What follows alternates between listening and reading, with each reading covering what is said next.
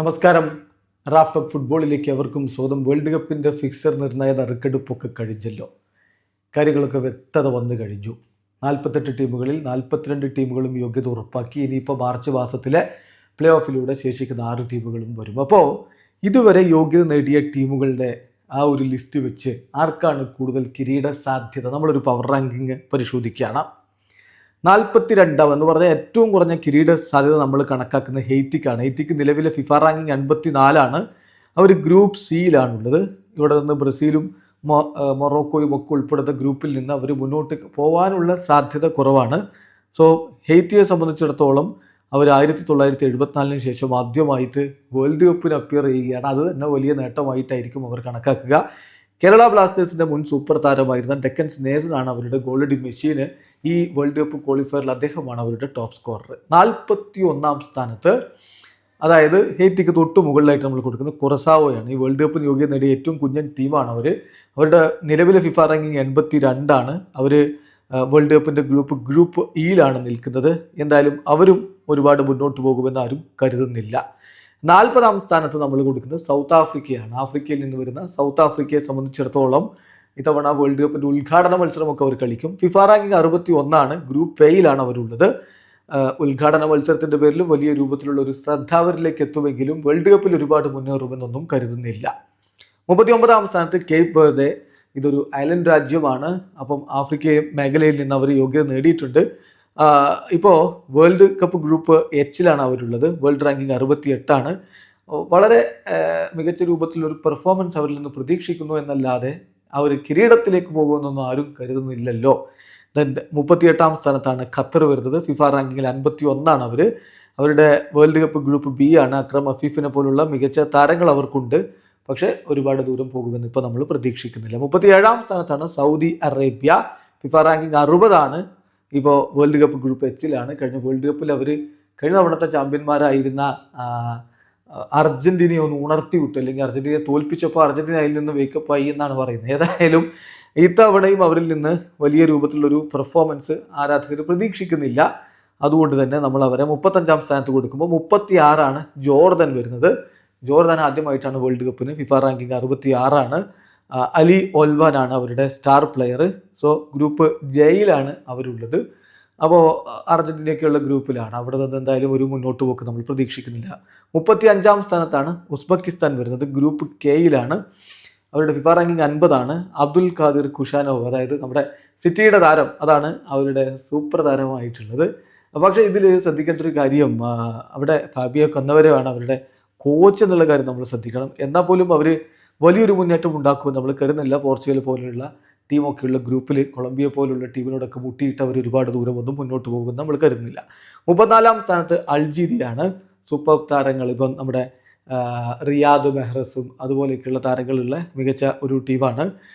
Riyad Mahrez, Yasin ബ്രഹീമി, ഇസ്ലാം സ്ലിമാനി, അങ്ങനെയൊക്കെയുള്ള താരങ്ങളുണ്ട്, മികച്ച താരങ്ങളുണ്ടെന്ന് അർത്ഥം. FIFA ranking 35. ഗ്രൂപ്പ് ജയിലാണ് അവരുള്ളത്. എന്തായാലും കിരീടത്തിലേക്ക് പോകുമെന്നൊന്നും ആരും കരുതുന്നില്ലല്ലോ. 33 സ്ഥാനത്താണ് ഓസ്ട്രേലിയ. FIFA ranking 26. മാത്യു റയാനാണ് അവരുടെ സ്റ്റാർ പ്ലെയർ. സോ റാങ്കിങ്ങിൽ 33 സ്ഥാനത്ത് AFCയിൽ നിന്നുള്ള ഓസ്ട്രേലിയ. 32 സ്ഥാനത്താണ് ഘാന ഉള്ളത്. ഗ്രൂപ്പ് എല്ലിലാണ് അവരുള്ളത്. ആന്റോണിയോ സെമനിയോ ആണ് അവരുടെ സൂപ്പർ താരം. FIFA ranking 72. ഒരുപാട് ദൂരേക്ക് അവർ പോകുമെന്ന് നമ്മൾ കരുതുന്നില്ല. 31 സ്ഥാനത്ത് ന്യൂസിലാൻഡാണ്. FIFA ranking 86. Star player Chris Wood. Group ജിയിലാണ് അവരുള്ളത്. ഒരു പക്ഷേ ഗ്രൂപ്പ് സ്റ്റേജൊക്കെ കടന്ന് മുന്നോട്ടേക്ക് വന്നേക്കാം. അങ്ങനെ തന്നെ വന്നാൽ പോലും അതവർക്ക് വലിയ നേട്ടമായിരിക്കും. ദെൻ 30 സ്ഥാനത്ത് സ്കോട്ട്ലൻഡാണ്. സ്കോട്ട്ലൻഡിനെ സംബന്ധിച്ചിടത്തോളം ഫിഫ റാങ്കിങ് 36. ഗ്രൂപ്പ് സിയിൽ ബ്രസീലിൻ്റെ ഗ്രൂപ്പിലാണ് അവരുള്ളത്. ഗ്രൂപ്പ് സിയിൽ ഒരു 3 സ്ഥാനം ഫിനിഷ് ചെയ്താൽ തന്നെ ഗ്രൂപ്പ് സ്റ്റേജ് കടക്കാൻ പറ്റുമോ എന്നുള്ളതാണ് ഇനിയുള്ള ചോദ്യം. റൗണ്ട് ഓഫ് 32 അവർ എത്തിയേക്കാം എന്നുള്ളതാണ്. ദെൻ 29 സ്ഥാനത്ത് ആഫ്രിക്കയിൽ നിന്നുള്ള ടുണീഷ്യ. ഗ്രൂപ്പ് എഫിലാണ് അവരുള്ളത്. FIFA ranking 40. ഹാനിബാൽ മെജ്ബ്രിയാണ് അവരുടെ സൂപ്പർ താരം. എന്തായാലും ഒരുപാട് ദൂരേക്ക് അവർ പോകുമെന്ന് നമ്മൾ പ്രതീക്ഷിക്കുന്നില്ല. 28 ഇസ്ലാമിക് റിപ്പബ്ലിക് ഓഫ് ഇറാനാണ്. ഫിഫ റാങ്കിങ്ങിൽ 20. മെഹദി തരേവിയാണ് അവരുടെ സൂപ്പർ താരം. ഗ്രൂപ്പ് ജിയിലാണ് അവരുള്ളത്. ഏതായാലും തീർച്ചയായിട്ടും ഏഷ്യയിൽ നിന്നുള്ളത് കൊണ്ട് നമുക്ക് ഒരു ക്യൂരിയോസിറ്റി അവരുടെ കാര്യത്തിലുണ്ട്. എങ്കിലും വമ്പൻ സ്വപ്നങ്ങളൊന്നും കാണാനില്ല. അതിനുശേഷം നമ്മൾ അടുത്ത റാങ്കിങ് 27 സ്ഥാനത്ത് പരാഗ്വയാണ്. ഫിഫ റാങ്കിങ് 39 ഗ്രൂപ്പ് ഡിയിലാണ് അവരുള്ളത്. ദെൻ 26 സ്ഥാനത്ത് പനാമ, ഫിഫ റാങ്കിങ് 30 ഗ്രൂപ്പ് എല്ലിലാണ് അവരുള്ളത്. സോ ഒരുപാട് മുന്നേറ്റം അവരിൽ നിന്ന് നമ്മൾ പ്രതീക്ഷിക്കുന്നില്ല. 25 സ്ഥാനത്ത് ഈജിപ്റ്റാണ്, ഫിഫ റാങ്കിങ് 34. മുഹമ്മദ് സലായെ പോലുള്ള മികച്ച താരം അവർക്കുണ്ട് എന്ന കാര്യം ശ്രദ്ധിക്കുക. ഏതായാലും സലായുടെ ടീം എത്ര ദൂരം മുന്നോട്ട് ആരാധകർ ഉറ്റുനോക്കുന്ന കാര്യമാണ്. ദെൻ 24 സ്ഥാനത്തേക്ക് വരുമ്പോൾ അത് കാനഡയാണ്, ആതിഥേയരായിട്ടുള്ള Canada. FIFA ranking 27. Alphonso Davies എത്രത്തോളം മികവ് കാണിക്കും എന്നുള്ളത് അനുസരിച്ചായിരിക്കും അവരുടെ മുന്നോട്ടേക്കുള്ള പോക്ക്. എന്തായാലും വേൾഡ് കപ്പ് ഗ്രൂപ്പ് ബിയിലാണ് കാനഡയുള്ള ആതിഥേയർ. സ്വന്തം മണ്ണിൽ സ്വന്തം ആരാധകരുടെ പിന്തുണയിൽ കളിക്കുമ്പോൾ ചില ഓളങ്ങൾ ഉണ്ടാക്കുമെന്ന പ്രതീക്ഷയിൽ തന്നെയാണ് എല്ലാവരും ഉള്ളത്. 23 സ്ഥാനത്താണ് ഓസ്ട്രിയ ഉള്ളത്. FIFA ranking 24. അവർ ഗ്രൂപ്പ് ജയിലാണ് കളിക്കുന്നത്. റാൽഫ് റാഗ്നിക്കാണ് അവരുടെ കോച്ച് എന്ന് ഓർക്കുക. അർജന്റീനയുടെ ഗ്രൂപ്പിലാണ് ടീമുള്ളത്. ഒരു പക്ഷേ 2ാം സ്ഥാനം കൊണ്ട് മുന്നോട്ട് പോയേക്കാം. സെനഗൽ 22 വരുന്നു നമ്മുടെ ഫിഫ റാങ്കിങ്ങിൽ. ഫിഫ റാങ്കിൽ ഒരു 19. നമ്മുടെ പവർ റാങ്കിങ്ങിൽ അവർ 22. ഇസ്മായിലെ സാറും സാദിയോ മാനയും ഒക്കെ അടങ്ങുന്ന മികച്ചൊരു ടീം അവർക്കുണ്ട്. വേൾഡ് കപ്പ് ഗ്രൂപ്പ് ഐയിലാണ്. എത്രത്തോളം മുന്നോട്ട് എന്നുള്ളത് കണ്ടറിയേണ്ട കാര്യമാണ്. അടുത്ത 21 നമ്മുടെ റാങ്കിങ്ങിൽ ഐവറി കോസ്റ്റ് ആണ്. അമാഡ് ഡിയാലോ അവരുടെ സൂപ്പർ താരം. FIFA ranking 42. World cup group ഇയിലാണ് അവരുള്ളത്. 20ാം സ്ഥാനത്ത് കൊറിയ റിപ്പബ്ലിക്കാണ്, ഏഷ്യയിൽ നിന്നുള്ള ടീം. FIFA ranking 22. ഹ്യൂമിൻസൺ ഈ പ്രായത്തിലും അവരുടെ പ്രതീക്ഷകളൊക്കെ ആ മനുഷ്യനിൽ തന്നെയാണ്. വേൾഡ് കപ്പ് ഗ്രൂപ്പ് എയിലാണ് അവരുള്ളത്. ആ ഗ്രൂപ്പിൽ നിന്ന് അവർ മുന്നോട്ടേക്ക് കയറാനുള്ള സാധ്യതയുണ്ട്. 19ാം സ്ഥാനത്ത് നമ്മുടെ റാങ്കിങ്ങിൽ വരുന്നത് ഇക്വഡോറാണ്, മോയിസസ് കൈസേഡോ. അത് ഒരു വലിയ പ്രതീക്ഷയാണ്, മോയിസസ് കൈസേഡോ പോലുള്ളൊരു താരത്തിൻ്റെ സാന്നിധ്യം. പിന്നെ ഫിഫ റാങ്കിൽ അവർ 23. വേൾഡ് കപ്പ് ഗ്രൂപ്പ് ഇയിലുമാണ്. ഏതായാലും മികവ് അവർക്ക് കാണിക്കാൻ പറ്റുമെന്ന് വിശ്വസിക്കുന്ന ധാരാളം പേരുണ്ട്. 18ാം സ്ഥാനത്ത് നമ്മുടെ പവർ റാങ്കിങ്ങിൽ വരുന്നത് ഉറുഗ്വായാണ്. FIFA ranking 16. Fede Valverde, Real മാഡ്രിഡിന്റെ ഫെഡെ വാൽവെർദെ അവരെ എത്രത്തോളം മുന്നോട്ട് കൊണ്ടുപോകും അതാണ് അറിയേണ്ടത്. ഗ്രൂപ്പ് എച്ചിലാണ് അവരുള്ളത്. ലൂയിസ് സുവാരസും എഡിൻസൺ കവാനിയും ഒക്കെ വിരമിച്ചതിന് ശേഷമുള്ള ഈ വേൾഡ് കപ്പിൽ ഡാർവിൻ ന്യൂനസിനെ പോലെയുള്ള താരങ്ങളുടെ മികവിൽ അവർ മുന്നോട്ടേക്ക് കുതിക്കുമെന്ന് പ്രതീക്ഷിക്കുന്ന ലാറ്റിൻ അമേരിക്കൻ ഫുട്ബോൾ പ്രേമികളുണ്ട്. 17ാമതാണ് ജപ്പാൻ, ഏഷ്യയിൽ നിന്നുള്ള ഏറ്റവും മികച്ച ടീം ജപ്പാനാണെന്ന് പറയേണ്ടി വരും. ഫിഫ റാങ്കിങ്ങിൽ 18 അവരുള്ളത്. മിറ്റോമയാണ് അവരുടെ സൂപ്പർ താരം. ഗ്രൂപ്പ് എഫിലാണ് ജപ്പാൻ ഉള്ളത്. 16ാം സ്ഥാനത്ത് സ്വിറ്റ്സർലൻഡ്. ഫിഫ റാങ്കിങ്ങിൽ 17. ഗ്രാൻഡ് സഖയിലാണ് അവരുടെ പ്രതീക്ഷ. വേൾഡ് കപ്പ് ഗ്രൂപ്പ് ബിയിലാണ് അവരുള്ളത്. USA ആണ് 15ാം സ്ഥാനത്ത്. ഫിഫ റാങ്കിൽ 14. ക്രിസ്ത്യൻ പുലിസിച്ചിന്റെ ഒരു മികവിലാണ് അവർ പ്രതീക്ഷ വെക്കുന്നത്. വേൾഡ് കപ്പ് ഗ്രൂപ്പ് ഡിയിലാണ് ടീം ഉള്ളത്. 14ാം സ്ഥാനത്ത് മെക്സിക്കോയാണ്, മറ്റൊരു ആതിഥേയരായിട്ടുള്ള മെക്സിക്കോ. ഇത്തവണ അവർ സ്വന്തം മണ്ണിൽ ഗ്രൂപ്പ് മത്സരങ്ങളൊക്കെ കളിക്കുമ്പോൾ കൂടുതൽ മികച്ച പ്രകടനങ്ങൾ ആരാധകർ എന്തായാലും ആഗ്രഹിക്കുന്നുണ്ട്, പ്രതീക്ഷിക്കുന്നുണ്ട്. FIFA ranking 15. എഡിസൺ ആൽവാരസ് ആണ് അവരുടെ സൂപ്പർ താരം. ഗ്രൂപ്പ് എയിലാണ് മെക്സിക്കോ ഉള്ളത്. നോർവേ ആണ് 13ാം സ്ഥാനത്ത്. സൂപ്പർ താരം ഏർലിംഗ് ഹാലൻഡിന്റെ മികവിലാണ് അവരുടെ പ്രതീക്ഷകളൊക്കെയും. അവർ ക്വാളിഫയിങ് റൗണ്ടിലൊക്കെ നല്ല പ്രകടനം നടത്തിയിട്ടുമുണ്ട്. FIFA ranking 29. World cup group ഐയിലാണ് നോർവേ ഉള്ളത്. അതേസമയം 12ാമതാണ് ബെൽജിയം നമ്മുടെ ഈ ഒരു പവർ റാങ്കിങ്ങിലുള്ളത്. FIFA ranking 8. ജെർമി ഡോക്കു ഈ വേൾഡ് കപ്പിൽ മായാജാലം കാണിക്കുമെന്ന പ്രതീക്ഷയിലാണ് ആരാധകരുള്ളത്. KDBയെ പോലുള്ള താരങ്ങളുമുണ്ട്. അപ്പോൾ അതെല്ലാം കൂടി നോക്കുമ്പോൾ നല്ല സാധ്യതയുണ്ട്. പിന്നെ വേൾഡ് കപ്പ് ഗ്രൂപ്പ് ജിയിലാണ് അവരുള്ളത്. 11ാം സ്ഥാനത്താണ് ഫിഫ റാങ്കിങ്ങിൽ ബ്രസീൽ വരുന്നത്. ഫിഫ റാങ്കിങ്ങിലല്ല, നമ്മുടെ ഈ പവർ റാങ്കിങ്ങിൽ ബ്രസീൽ വരുന്നത്. ഫിഫ റാങ്കിങ്ങിൽ ബ്രസീൽ 5ാമതാണ്. വിനി ജൂനിയർ ആണ് അവരുടെ പ്രധാന താരം. ഇപ്പോൾ ഇനി നെയ്മർ ഫിറ്റ് ആവുകയാണെങ്കിൽ തീർച്ചയായിട്ടും നെയ്മർ ജൂനിയറിൽ അവർക്ക് ഒരുപാട് പ്രതീക്ഷകളുണ്ട്. ഫിറ്റ് ആകുമെന്നുള്ളത് കണ്ടറിയണം. ഗ്രൂപ്പ് സിയിലാണുള്ളത്.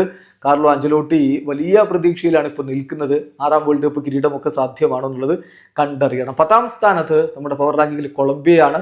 FIFA ranking 13. ലൂയിസ് ഡേസിനെ പോലെയുള്ള താരമുണ്ട്. അതോടൊപ്പം തന്നെ പിന്നെ അവർക്ക് എടുത്ത് പറയാനുള്ളത് ഹാമേസ് റോഡ്രിഗസിന്റെ ഒരു അവസാന വേൾഡ് കപ്പ് ആയിരിക്കും. അത് കളറാക്കണമെന്ന് അവർ ആഗ്രഹിക്കുന്നുണ്ട്. 9ാം സ്ഥാനത്താണ് ക്രൊയേഷ്യ വരുന്നത്. ഫിഫ റാങ്കിങ്ങിൽ 10. ജോസ്കോ ഗാഡിയോളും അതുപോലെ ലൂക്ക മോഡ്രിച്ചും ഒക്കെ അടങ്ങുന്ന ടീം വേൾഡ് കപ്പ് ഗ്രൂപ്പ് എല്ലിലാണ്.